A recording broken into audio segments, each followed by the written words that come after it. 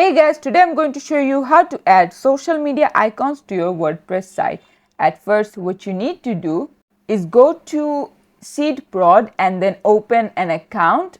And then once you do, you're going to their settings and then license key, whatever your key is. And then you have to create your word page theme or landing page.